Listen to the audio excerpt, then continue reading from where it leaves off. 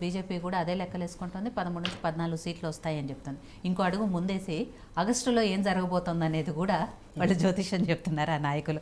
సరే, కాంగ్రెస్ పార్టీలో బీఆర్ఎస్ విలీనం కాబోతోందా, ఆగస్టులో సంక్షోభం రాబోతోందా? ఏదైతే రైతు రుణమాఫీ గురించి రేవంత్ రెడ్డి గారు చెప్పారు, సరే డిసెంబర్ 9న వేస్తామన్నారు, అది జరగలేదు. ఆ తర్వాత ఎలక్షన్ కోడ్ వచ్చింది. ఇప్పుడు మళ్ళీ ఆగస్టు 15 లోపల ఎట్టి పరిస్థితుల్లో వేస్తాము అని రేవంత్ రెడ్డి గారు చెప్పారు. బట్ వేయకపోతే డెఫినెట్గా రాజకీయ సంక్షోభం వస్తుందని ఏదైతే చెప్తున్నారు బీజేపీ నాయకులు, ఆ మాటల్ని కాంగ్రెస్ పార్టీ ఎలా రిసీవ్ చేసుకుంటుంది, ఎలాంటి చర్చ జరుగుతుంది ఆ పార్టీలో? అఫ్కోర్స్ జగ్గారెడ్డి గారు లాంటి నాయకులు దీనికి కౌంటర్ ఇచ్చారు ఇప్పటికే. ఈ ప్రేక్షకులకు అందరికీ కూడా నమస్కారం. లక్ష్మణ ఈ మధ్యన జ్యోతిష్యం చెప్పి నేర్చుకున్నట్టు. ఎందుకంటే సెంట్రల్లో బీజేపీ వస్తుందని చెప్పేసి అని 400 సీట్లు అని చెప్పేసి అని వాళ్ళు ప్రచారం చేసుకుంటూ ఉన్నారు. అదే రకంగా రాష్ట్రంలో అయితే అధికారం అయితే రాదు. 8 సీట్లు వచ్చినాయి. అలా 8 సీట్లకు వాళ్ళకి పరిమితం చేశారు. ఇప్పుడు టీఆర్ఎస్ 100 అనుకున్నది, 100 కాదు, ఇక 10 సంవత్సరాలు అయింది సాయమని చెప్పేసి ప్రజలు నిర్ణయం చేసి వాళ్ళకి 39 సీట్లు ఇచ్చేసి కూర్చోబెట్టినారు, ప్రతిపక్షంలో కూర్చోబెట్టారు. ఇప్పుడు డిసెంబర్ 7 నాడు గవర్నమెంట్ వచ్చింది. డిసెంబర్ 7 నాడు గవర్నమెంట్ వచ్చిన తర్వాత మార్చి 17వ తారీఖున నోటిఫికేషన్ వచ్చింది. అంటే కరెక్ట్గా 100 రోజులు అయింది. ఈ 100 రోజులలో నిజానికి తెలంగాణ ప్రభుత్వం ఎన్నో ఆశలతో తెలంగాణ తెచ్చుకుంటే ఆ 10 సంవత్సరాల కాలంలో అభివృద్ధి అనేది ఒకసారి పక్కన పెడితే అప్పులు మాత్రం భయంకరంగా పెరిగినాయి. 7 లక్షల కోట్లు, 7.5 లక్షల కోట్ల రూపాయలు విత్ ఎవిడెన్స్ లెక్కలతో సహా అసెంబ్లీలో ప్రవేశపెట్టిండు. డబ్బులు లేవు, చిందరవందరం మొత్తం. ఏం చేయాలన్నటువంటి పరిస్థితి. ప్రజలకు హామీలు ఇచ్చినాం, అవి ఖచ్చితంగా నెరవేర్చే పరిస్థితిలో మేము ఉన్నాం. దాంట్లో భాగంగానే ఆర్టీసీలో మహిళల అంశము అందరి కళ్ళతో చూసిందే. 2 రోజులకే ఉచిత ప్రయాణం అనేది ఆల్రెడీగా మనందరి గృహిణులు, మన ఇళ్ళలో ఉన్న మన అక్క చెల్లెళ్ళందరూ కూడా బస్సులలో ప్రయాణం చేస్తున్నారు. ఆ తర్వాత 200 యూనిట్ల సంబంధించుకొని కరెంట్ ఏదైతే ఉందో అది ఆల్రెడీగా అమలవుతుంది. మనం ఎవరం కూడా 200 లోపల మనం కాల్చాం కనుక మనకు తెలియదు. అదే ఒకటి 10 లక్షల రూపాయల లోపు ఆరోగ్యశ్రీ, ఆ తర్వాత 500 రూపాయల గ్యాస్ సిలిండరు, ఇవి. ఆ తర్వాత ఇప్పుడు ఈ మన ఇందిరమ్మ ఇల్లు. అంటే మేము 5 హామీలను ప్రజల్లోపలికి తీసుకుపోయినాం, ఆల్రెడీ ప్రారంభం చేసినాం. ఆ సమయంలోనే ఎలక్షన్స్ వచ్చేసినాయి. 2500ది ఉంది బ్యాలెన్స్. ఖచ్చితంగా అది కూడా చేస్తాం. అదే రకంగా రైతు రుణమాఫీ 2 లక్షలు. నిజానికి ఈ కాంగ్రెస్ పార్టీ ఒక సాహసోపేతమైన వాగ్దానం అది. ఎందుకొరకు నేను ఈ మాట అంటానంటే, గతంలో పరిస్థితులు వేరు, తెలంగాణ రాష్ట్రం వచ్చిన తర్వాత పరిస్థితులు వేరు. నిధులు పెరిగినా, అన్నీ పెరిగినా సరే కానీ అప్పులు పెరిగినాయి. అయితే గతంలో మొట్టమొదట తెలంగాణ రాష్ట్రం వచ్చిన తర్వాత కేసీఆర్ గారి గవర్నమెంట్లో మొదటిసారి 1 లక్ష రూపాయల రుణమాఫీని 4 విడతలు చేసింది. అది వడ్డీ మాఫీ కిందనే అయింది. ఆ తర్వాత రెండవసారి కేసీఆర్ గారు రుణమాఫీ పెట్టిన 1 లక్ష రూపాయలు. కానీ 5 ఏళ్ల కాలంలో రుణమాఫీ జోలి ఎత్తలే. గతంలో పరిపాలించిన ప్రభుత్వము 1 లక్ష రూపాయల రుణమాఫీ చేయలేము అనే సంగతి ఆ ప్రభుత్వానికి తెలుసు, కనుకనే చేయలే. ఆడ ఖజానా ఏం లేదన్న సంగతి వాళ్ళకి తెలిసే తెలుసు. ఖజానాలో ఏం లేవనే సంగతి కేసీఆర్కి తెలుసు, ఆ ప్రభుత్వానికి తెలుసు. కొత్త వచ్చిన మేము ఖచ్చితంగా 2 లక్షల రూపాయలు చేస్తానన్నాం, ఖచ్చితంగా చేసి తీరుతాం. కానీ వీళ్ళు ఎట్లయిందంటే అధికారం కోల్పోయే వరకల టీఆర్ఎస్. ఇంకోటి దౌర్భాగ్యం ఏంటంటే టీఆర్ఎస్ ప్రభుత్వం పోయిన తర్వాత వాళ్ళ కుటుంబం మీద కొంత చట్టపరమైన చర్యలు అనేటివి జరగడం జరిగింది. ఉదాహరణకు కవిత గారి అంశమే కానీ, ఆ తర్వాత కేసీఆర్ గారు కిందపడి తన కొంత ఇబ్బంది కలగడమే కానీ, ఇవన్నీ కూడా యాదృత్తికంగా జరిగినాయి. అలా బాగా ఎక్కడ కూడా ఊపిరి పీల్చుకోకుండా ఉక్కిరి బిక్కిరి చేసే అంశాలు వాళ్ళ కుటుంబం మీద వచ్చి పడ్డాయి. ఆ సమయంలో కాంగ్రెస్ను ఖచ్చితంగా వీళ్ళు డిఫీట్ చేయాలి, వీళ్ళను అవమానించాలి వీటి కొన్ని వాగ్దానాల గురించి బాగా మాట్లాడారు. వాస్తవానికి 3 నెలల్లో ఎవరేం చేయగలుగుతారు మేడం?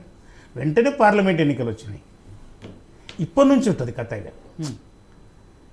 ఇప్పటి నుంచి మీరు అడగొచ్చు. రేవంత్ రెడ్డి గారు కూడా అదే చెప్తున్నారు కదా, ఇవాళ నుంచి ఇప్పటి నుంచి అడగండి. పెడతాము. ఇప్పటి నుంచి మీరు ఎంత ఉద్యమాలు చేస్తారు, ఎంత గందరగోళాలు చేస్తారు, ఎన్ని ఆమర నిరాదీక్షలు చేయండి. కానీ మనం అడిగే ముందు కూడా 3 సంవత్సరాల కాలమేనే. ఇంకోటి పచ్చగా ఉన్న అంటే బాగా నిధులున్న రాష్ట్రం కాడికి రాలేదు, అప్పులు అయిపోయిన రాష్ట్రమే. వీటన్నిటిని సమకూర్చుకుంటూ విచిత్రమైన విషయం ఏంటంటే ఈ 3 నెలల కాలంలో 35,000 కోట్ల రూపాయల వడ్డీలు కట్టిన పరిస్థితి చూసినాం మనం. అంటే వడ్డీలు. ఇంకోటి దాని వెనుకనే కరువు, విపరీతమైన ఎండలు, త్రాగడానికి నీళ్ళు లేకపోవడం, మన వ్యవసాయానికి నీరు అందకపోవడం, ఇవన్నీ కూడా బాగా ఇబ్బంది కలిగింది. అంటే ప్రభుత్వం ఏదొచ్చినా సరే కానీ ప్రకృతి అంశం కూడా మా మీదనే నెట్టేయడం, కరువుతో కాంగ్రెస్ వచ్చింది, కరువు వచ్చిందని చెప్పేసి అని ఇక రకరకాలుగా మాట్లాడింది. ఇప్పుడు వాస్తవానికి ఏ కాలంలో వానలు ఎప్పుడు పడతాయి, చలికాలం ఎప్పుడు ఉంటుంది, ఎండాకాలం ఎప్పుడు ఉంటుంది అనేది తెలంగాణ ప్రజలకు అందరూ కూడా తెలుసు. కానీ వీళ్ళు అది కూడా మర్చిపోయి ఇక కాంగ్రెస్ వచ్చేసింది, వానలు పడతలేవు, కరువు వచ్చింది, అది వచ్చిందని చెప్పేసి అని. అంటే వీళ్ళ ఉద్దేశం, ప్రతిపక్షాల ఉద్దేశం ఏంటంటే బురద జల్లడమే పనిగా పెట్టుకో. 2 లక్షల రుణమాఫీ ఆగస్టులో ఖచ్చితంగా చేస్తాం. ఇంకోటి మా ముఖ్యమంత్రి చాలా సీరియస్గా ఇచ్చిన హామీలను నెరవేర్చాలని చెప్పేసి అని ఒక కసితోనే ఉన్న నాయకుడు. 18 గంటలు పనిచేస్తున్నాడు. ఇంకోటి ఈరోజే స్టార్ట్ అయింది అధికారులతో సమీక్షలు, ఇవన్నీ కూడా. అంటే నిధులు ఎట్లా సమకూర్చాలి, ఇచ్చిన హామీలను ఎట్లా నెరవేర్చాలి. ఇంకోటి కాంగ్రెస్ ప్రభుత్వానికి, కాంగ్రెస్ మీద ఒక నానుడు ఉంది మేడం, ఇది పేదల ప్రభుత్వం, పేదవాడికి సాయం చేసే ప్రభుత్వం. నేను చెప్తున్నా 10 సంవత్సరాలు టీఆర్ఎస్ గవర్నమెంట్ ఉంది. డబుల్ బెడ్రూమ్లు 10 సంవత్సరాల నుంచి కడతనే ఉండరు. అవి ఎవరికి ఇచ్చిరో ఏ సంగతి కూడా తెలియదు. అంటే ఇవన్నీ కూడా వీళ్ళు ఒకసారి మనం గమనిస్తే వీళ్ళు చెప్పుకోదగ్గ అంశాలు ఏంటంటే రైతు బంధు, రైతు బీమా, ఈ అయితే దళిత బంధు అని కొంత అరకూర, అతను దళిత 3 ఎకరాలు, దళితులకు 3 ఎకరాలు అని ఇవన్నీ కూడా మూలన పడేసి. అంటే డబ్బుల వ్యవహారాలని చూపెడుతూ కళ్యాణ లక్ష్యాన్ని అవి దాంట్లో చుట్టేది ఇప్పుడు కానీ మిగతా సంక్షేమ పథకాలు అనేటివి ఏది కూడా శూన్యమైన పరిస్థితి. కనుక ఇప్పుడు బీజేపీ వాళ్ళు అన్నట్టుగా ఏం సంక్షేమం వస్తుందండి మాకు అర్థం కాదు. 2 లక్షల రూపాయలు రుణమాఫీ చేస్తాం.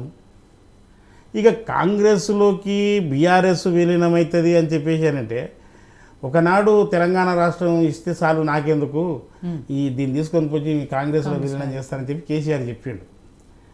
ఆయన అటువంటి మాటలు నమ్మి వాస్తవానికి మా వాళ్ళు అత్యుత్సాహం చూపెట్టేసి 10 సంవత్సరాలు గవర్నమెంట్లోకి రాకుండా పోయినామే. వాస్తవానికి వీళ్ళ యొక్క తప్పుడు ప్రచారాన్ని మేము నమ్మే పరిస్థితులు లేము. ఇంకోటి వాళ్ళ అవసరం కూడా మాకు లేదు. ఇంకోటి కేసీఆర్ గారు ఏమంటుండు, వీళ్ళు మా దాంట్లో కలుస్తారని చెప్పేసి వీళ్ళు అంటారు. ఆయన ప్రధానమంత్రి, ఏకంగా ప్రధానమంత్రి కావాలని కలలు కంటున్నాడు ఆయన.